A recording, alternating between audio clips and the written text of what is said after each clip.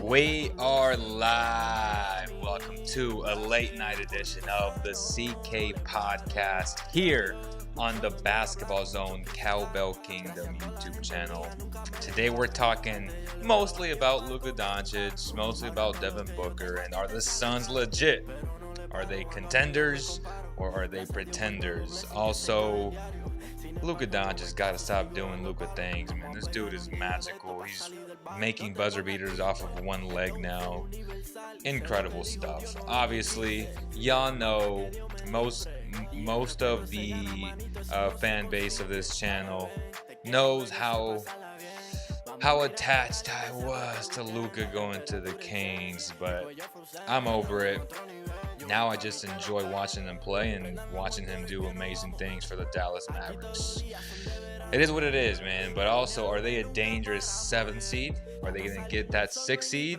Or is Mark Cuban going to pull his little magical strings and try and get some more calls to try and get the Mavericks out of that 7th seed? Because we all know that the 7th seed will face the 8th seed.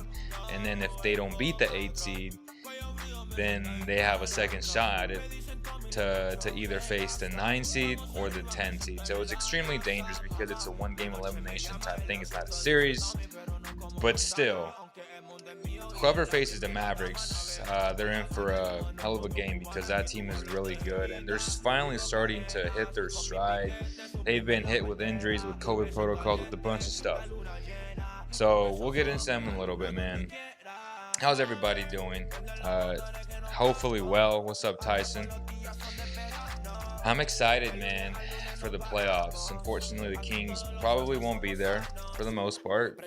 You can pretty much guarantee that they won't be there, but it doesn't mean that we won't cover multiple teams during the playoffs. This channel, again, Basketball Zone, y'all can follow us on Instagram at Basketball Zone Official. Always keeping you guys up to date on the latest. I'm excited to do film breakdowns, film sessions on other teams not named the Kings because the Kings really bug me big time. Like they really bug me. Watching that team and watching their film is just depressing, man. So I'm excited to watch playoff basketball film and breaking that down and watching what other teams do and just trying to overall further expand my knowledge, and hopefully for the people who do like the film sessions, you guys can tune into those as well. But let's start off with Devin Booker, man. Devin Booker to me is, even though his stats are very similar to previous years, right, where actually he's averaged a little bit more points. So this year he's at 25.7. Year before 26.6, year before 26.6, 24.9. He's always been at the 25-point mark for the most part.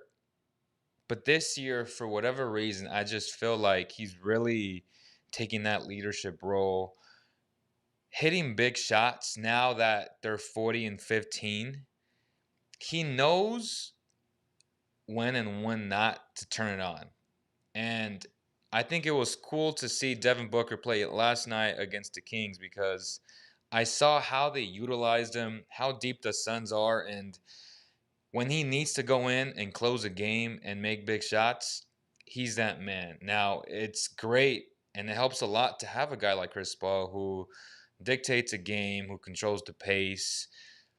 But you still got to give this kid credit because he's now playing with a ball-dominant player like Chris Paul, but he's adjusted and he obviously he went through a learning curve early on, but he still managed to put up big numbers while contributing to winning. And that's the biggest thing for me because everybody was, oh, Devin Booker got to leave Phoenix. Phoenix is blah, blah, blah. And in a matter of literally a year, a short off season, they have turned it around. 40 and 15 is no joke. They've played really well. They're very tough. Anytime you have a leader like Chris Paul, he's going to hold everybody accountable, something that the Kings don't have, unfortunately. But I like to just watch that type of tough-nosed basketball, blue-collar type basketball, and that's what the Suns are. That's what they've been. Even for someone like DeAndre Ayton, who a lot of people thought going into the draft and even his first year that because he's a physical specimen, he needs to be this type of beast. But we've seen that he actually shies a lot from the actual contact, and he's not as physical as he looks.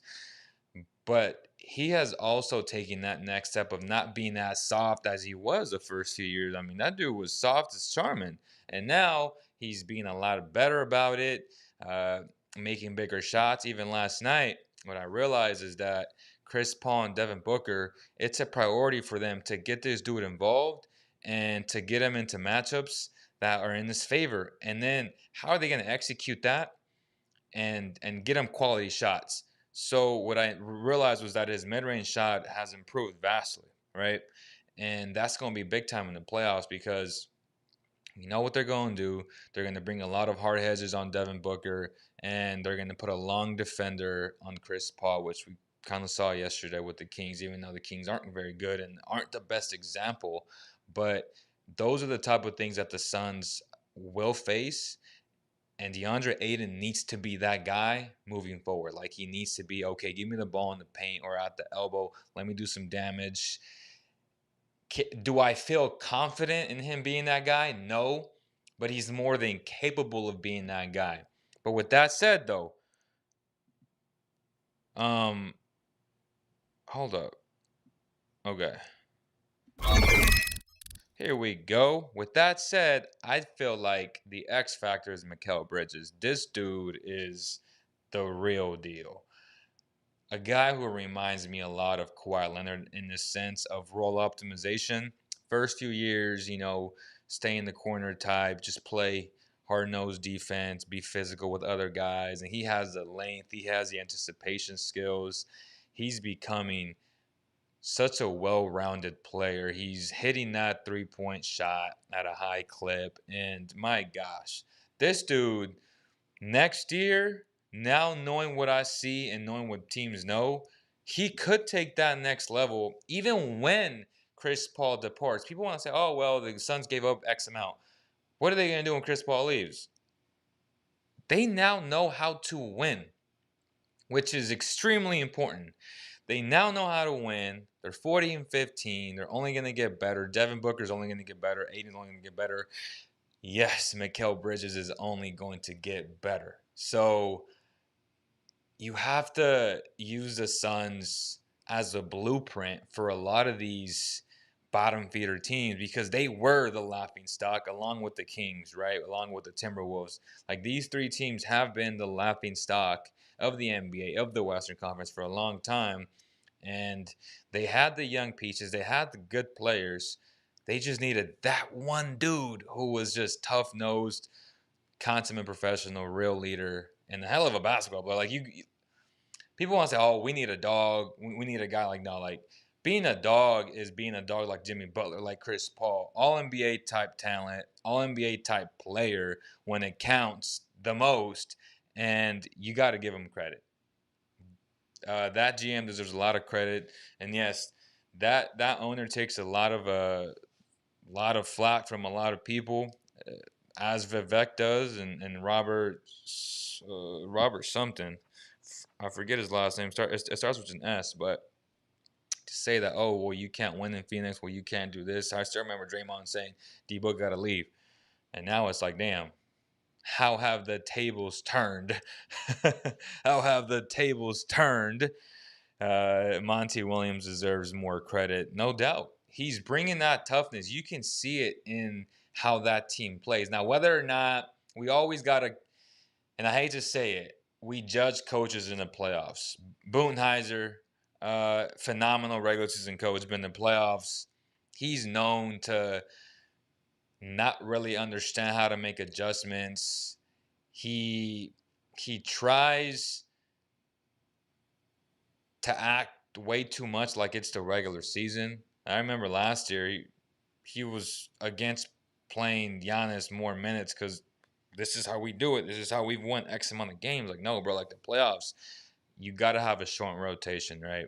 Like, you got to give certain guys enough minutes to create a certain rhythm and to have their timing down. Basketball is rhythm and timing. I always say it. I'm a broken machine, right? I'm a broken record. Rhythm and timing is extremely important. So when you're subbing in 11 guys into a game, you're not creating that rhythm and timing that you need, especially in the playoff game where every possession counts. So those are guys who I look at, like Boonheiser, who wins, right, in the regular season. Nate McMillan, who's phenomenal in the regular season. Tough nose, but not great offensively, especially in the playoffs. These guys they get um they get exposed, right? And it's unfortunate, but there's only one winner every single year. With that said, as a Kings fan, I much rather have those coaches because I'd rather be in those positions of potentially getting to the promised land, potentially winning playoff series, rather than, oh well man, we gotta change the coach, or we gotta change the culture, or we gotta detoxify here and get rid of this player. And there's so many question marks. But when you're at this level, this upper echelon, the Bucks, even the Pacers to some degree last year when they had McMillan, and now the Hawks are playing much better than number 4 seed in the East.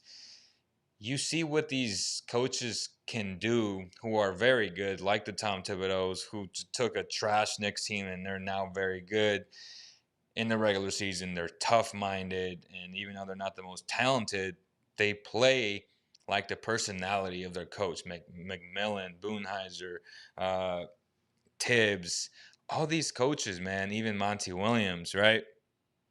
You got to give these guys credit, man. And it's beautiful to see because a lot of these small market, again, Indiana small market team, Atlanta, I would say is more of a bigger market, semi bigger market, but Milwaukee, uh, Phoenix is small, Sacramento, obviously New York is big, but these small market teams, they need good coaches. Quinn Snyder from the Utah Jazz. The list goes on. Like, someone who I'm not fond of, though, is Van Gundy from the Pelicans. I don't understand the hire. We'll see if it gets better next year, but I've been very unimpressed by him. Very unimpressed by him. Because he has BI, because he has a guy like Zion Williamson who is just a beast. So there's just no excuses. Obviously, they've dealt with injuries as well, as have everybody. Like, that's just part of the game this year. It's a wacky year, it's a crazy year. So I'm not gonna give him a pass because I always talk about not wanting to hire a recycled NBA coach, a guy who's been there, who hasn't really adapted to the new NBA, and he's still playing Steven Adams a lot.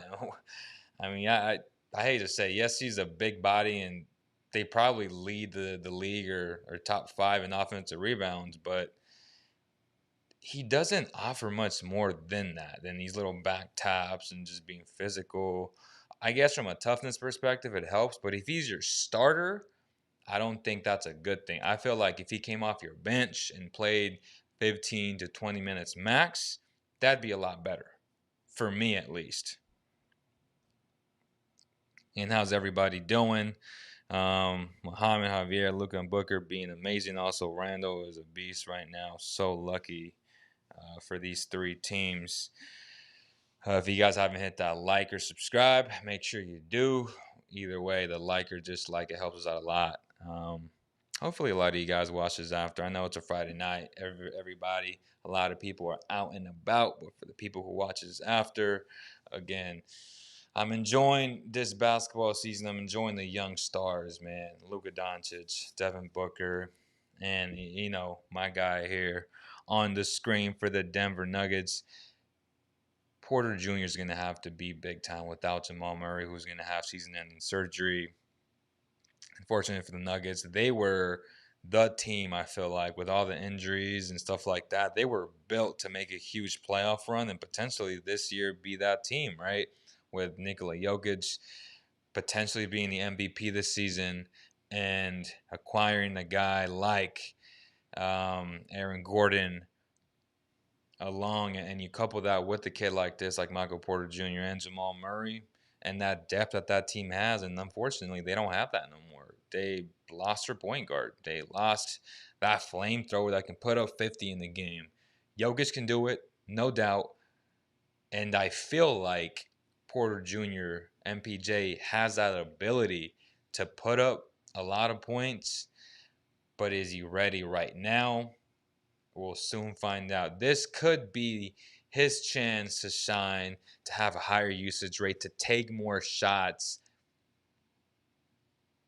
The Nuggets really have nothing to lose. They have everything to gain, and to see what they have in this kid when the pressure is truly on, man. So it'll be exciting to see how he reacts with a much bigger game plan where other teams are now going to treat him as that second offensive option because you don't have Jamal Murray on that team anymore. And it'll be interesting to see what the Nuggets do as well. Luka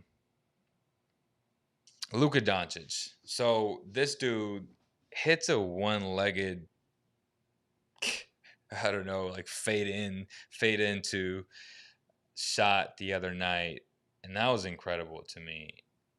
I was like, that counts. And I knew it counted right away. I just wasn't sure if it was a three or not because I wasn't sure if his foot was behind the line. And just for him to make that type of shot with the defense all over him, and for him just to go up essentially into that shot, and oh my goodness, that was insane, man. And it just comes to show when you have that dude who makes everybody better around him,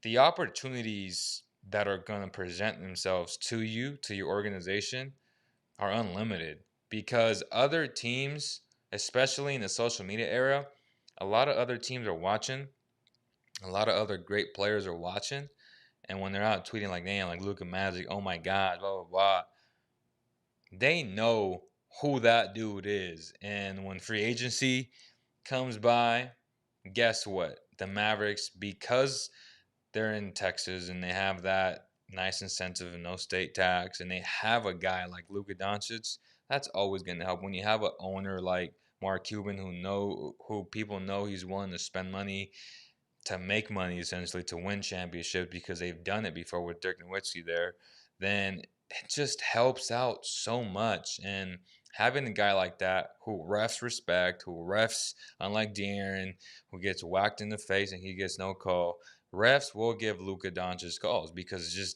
that's just how the NBA works.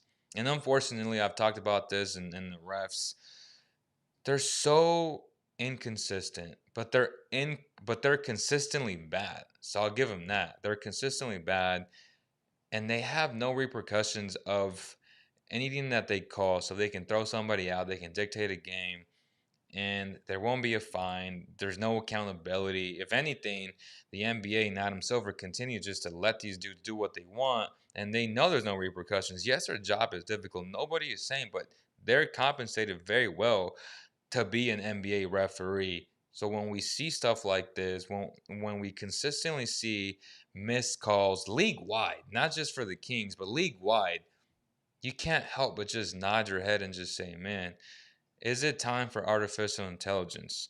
Do we have the technology to just put it out there? Because the game of basketball is lowering its levels, right? The game of basketball isn't what it was because a referee can dictate so much now. And if that referee is having a bad day, or if that referee doesn't think you're that good of a player, he's going to give you a different type of call. When if you call, like for me, a lot of things that De'Aaron Fox does, I don't think they're fouls, but they call those fouls with James Harden, like the little, you initiate the contact and you fall backwards. Like, to me, the defender has a right to be somewhere. But if he don't call that, call it consistently for everybody, for Metu, for the 14th dude on the NBA bench. You have to call it that way, man. You have to be consistent. You can't pick and choose where you want to make these calls because it makes the game unwatchable. It makes the game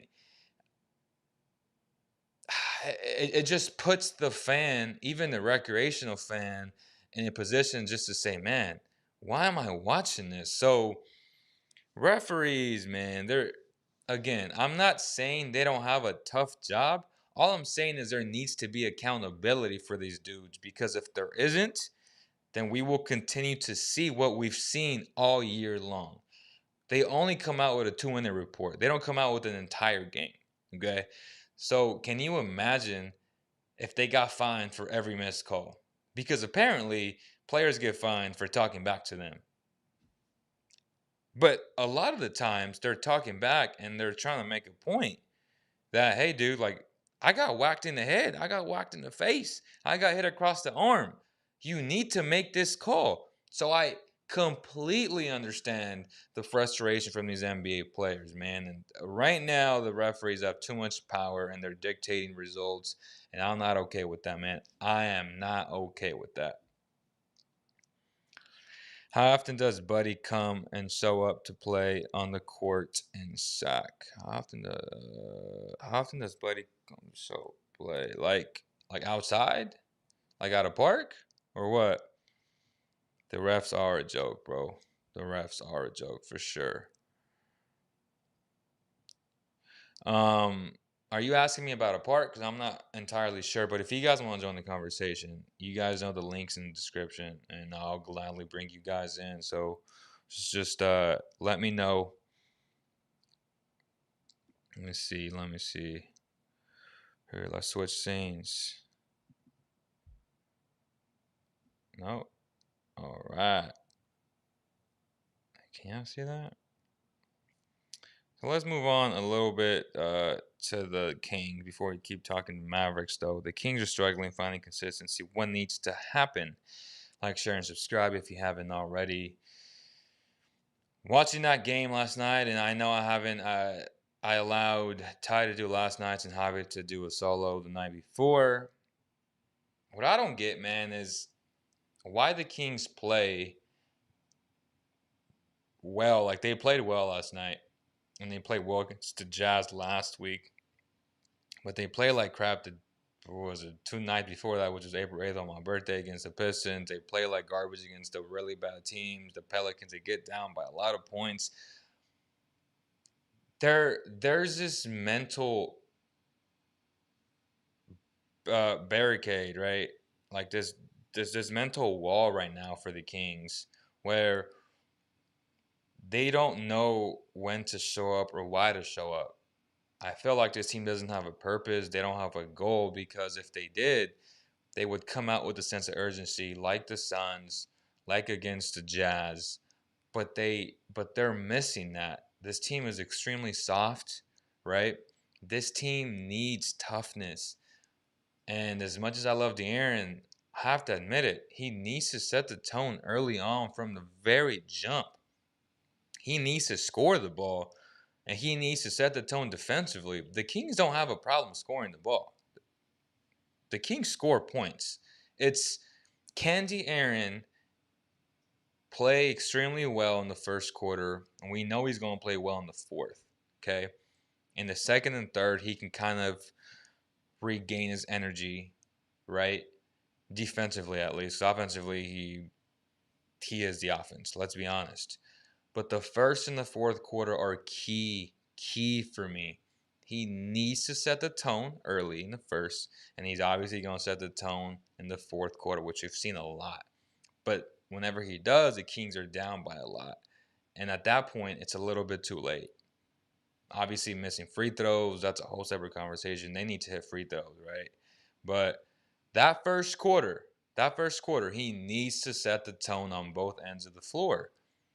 Guys are followers. He needs to be that leader. He needs to be that dog. Is he that dog? Will he become? Right now, he's not.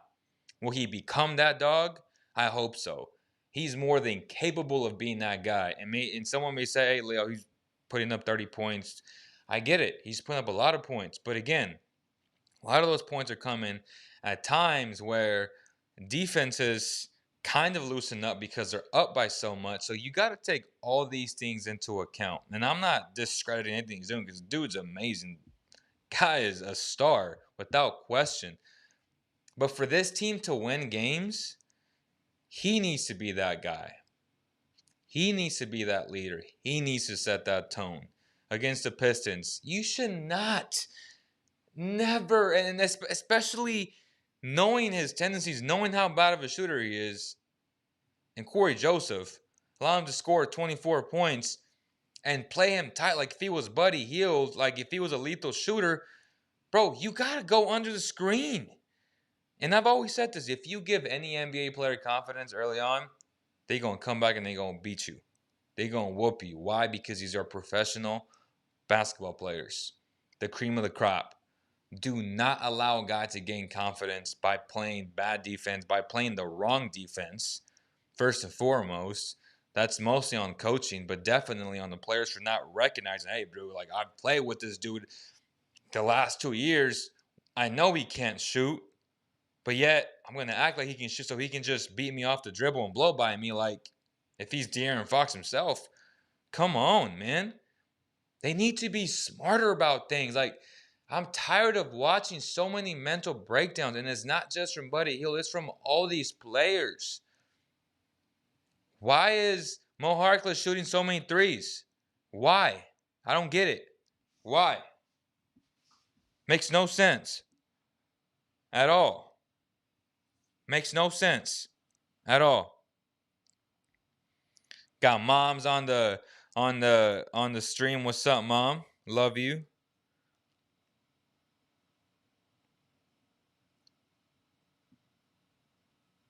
Muhammad Javier says the Kings need a score for sure. Yeah, they do. They need another score, without question. Tones Cool says trade for Paul George or Pascal Siakam. Siakam. I don't know if the Raptors are willing to give him up. You never know, though. You never know for the right price. You never know. I mean, the guy is a stud. Defensively, he's a stud. He has struggled offensively. But if you put him on this team to be the second fiddle to De'Aaron Fox, he goes back to that role where he really excelled in. I like it, bro. I like it. I love that. Tyson says, who's a free agent that can bring toughness? From the top of my head, bro, I'm not sure. And what are the odds of that free agent even if he is tough? Say like a PJ Tucker. PJ Tucker never thought about the Kings. Good free agents ain't thinking about the Kings because it's a toxic culture. It's a culture that's soft. It's a culture that a lot of these players don't want to be around. And if they're going to pay a lot of money in taxes because they are in California, hey, guess what? No thanks, is what they would say. And that's the thing when you have to overpay for guys like Buddy Hield, like Harrison Barnes, and people are, well, they're overpaid. Well, duh. This is the Sacramento Kings. This is a team that hasn't won in 15 years, that hasn't clinched a playoff berth in 15 years, and they're in Sacramento, in the state of California, where you pay a lot of money in taxes, especially if you make a lot of money. Why would guys want to take pay cuts to come play here when they have improved that they can be that organization, that they can be that Oklahoma City Thunder for a long time? Obviously now they're rebuilding, but they had so much success. They're not the Blazers, they're not the Jazz, they're not the Spurs. Why would guys want to take discounts? And that's what a lot of people don't understand. Like, oh, Buddy's getting paid 23. Well, guess what?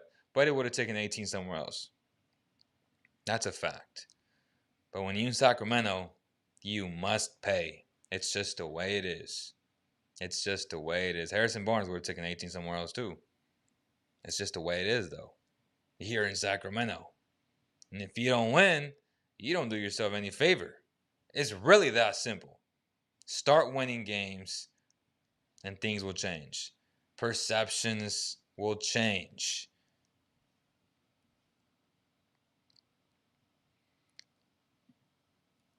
Muhammad says, I like the Kings to try this year to trade their first round pick, maybe 6 or 9 overall, for Lou Dort. I would not trade my top 10 pick for Lou Dort. Now, if it's a 14 to 20, I'd do it. But 6 through 9, 5 through 9, 5 through 10, I'm not doing it. That's just me, though. But I'm not mad at you for trying to pick up a stud who is super tough and very great defensively, elite defensively. Devin says Josh Okogie would be an awesome choice. I've loved that kid since he came out of college. Is he a free agent? I'm not entirely sure from the top of my head, but he's a good player to bring off your bench. But he's not a culture changer, right? This needs to come within. This needs to come from your star, and even from your second fuddle, from your Robin and Tyrese Halliburton. This needs to come within your stars, man. No PJ Tucker, no Josh Okogie, no any of these dudes are gonna change the infrastructure within. It's toxic within. These dudes need to change within. It starts with them within. So that's just the way it is, man. That's just the way it is. Oh boy, oh boy. Let me see. Again, make sure you hit the like, share, or subscribe.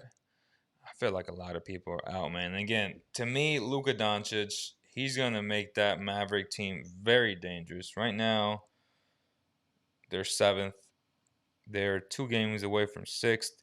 And just real quick about the whole playing thing and how Mark Cuban came out and Stephen A. Smith, I saw on the clip on Twitter, was upset about it, but Max pretty much put him in his chair and put him in his place, essentially, because playing is a great thing for basketball.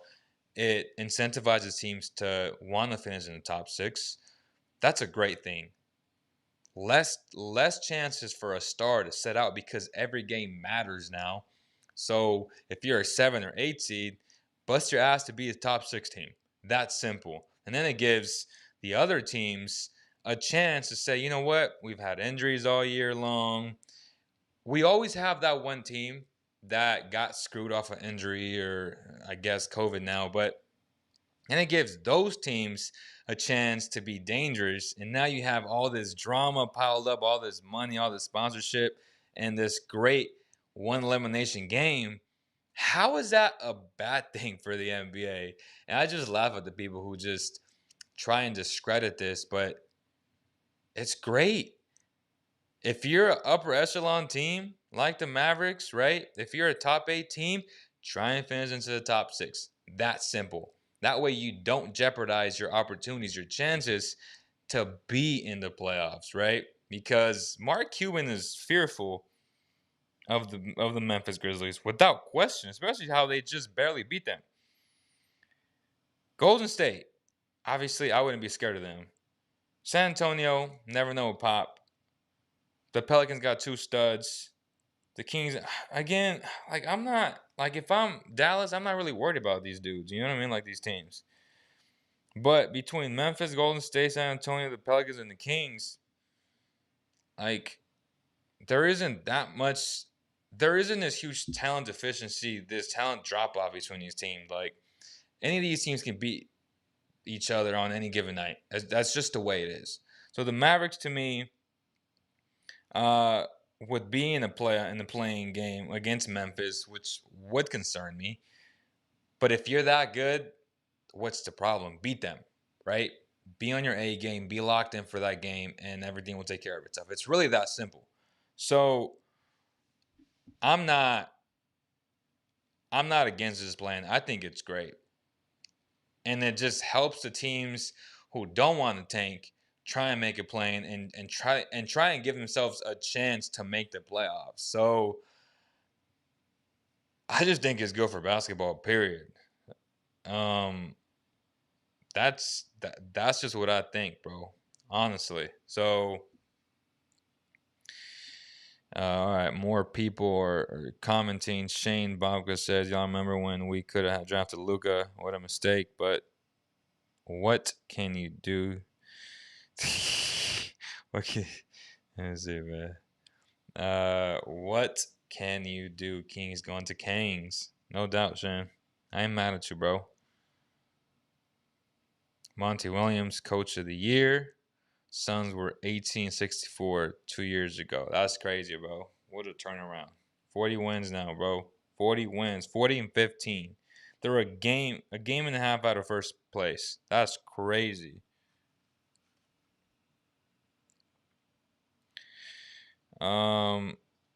He says 7th AC teams are fearful to playing games. Anyone can have back-to-back fluke games that drain your season. Agree to disagree. If you that good, beat them. Like, if you are that good, beat them. The good teams put the bad teams away. We say it every year. We say it every night, right? If you that team, if you got that dog on your team, you shouldn't worry about it, bro. Real talk. I understand the ramifications are higher. Everybody's watching. The whole world is watching at this point. That's what makes it fun. I'm not mad at it, bro. Like, it's try and finish into the top 6. And regardless, these 7, 8 seeds, they not winning the championship. So what's the end goal here, right? What's going to make the recreational fan look forward to every year who doesn't watch the regular season, who just watches the playoffs, who watches the game when there's 5 minutes left? Be like, damn, like, this game matters. This is a playoff game. I'm going to gamble on this money. I'm going to throw like a little party with my friends, get togethers, because these games matter, because they're a one-game March Madness type game. How does that now make sense to you? Seriously, how does that not make sense to you? Fluke game or not? And if you're a 7 seed, it's not a one fluke game. You have another chance to make up for that. And if you lose that game, you deserve not to make the playoffs. I'm sorry. You don't deserve to make the playoffs. That simple. That simple. Grizzlies would have won, but Grayson Allen missed both free throws before that play. Facts. Make your free throws. All these games are going to come down to executing fundamental things, fundamental basketball things, right? That's the beautiful thing of one-game elimination games, man. So let's end it on that. I appreciate every single one of you guys. Always make sure you hit the like, share, and subscribe. Appreciate Javi and Ty for coming on the last 2 episodes, for hosting the podcast. I needed to do it today, so I said, man, let me do it. Let me bring in this new vibe. Let me know if you guys like the new vibe, the new setup. It's not that new. I just, made everything black and kind of made it a little bit better. It looks better to me. Let me know what you guys think, though. Hoodies are fresh. Get your merch, man. Link in the bio. And put that there, man. Hoodies is fresh. Let's go, WC. But yeah, man, we've had a good show. 38 minutes in. Appreciate every single one of you guys, as always. Got my love for every single one of you guys. If you guys have any questions, drop the comments below. Do my best to answer them. And then if you guys can always contact me on Instagram. My DMs are always open, even on Twitter. But I'm not really on Twitter as much. I'm not very active because y'all know how it be, man. Too many Twitter sheep out there. Too many dudes talking too much shit. And I kind of don't like to involve myself in giving the attention that they don't deserve, right? To waste my energy and just put negative energy out there. And it's not worth my time, man. But yeah, I appreciate every single one of you guys. Again, as always, make sure you share, like, subscribe, all those good things. Again, if you guys have any questions, let me know. And on behalf of the entire CK family, see you guys later, man. Peace.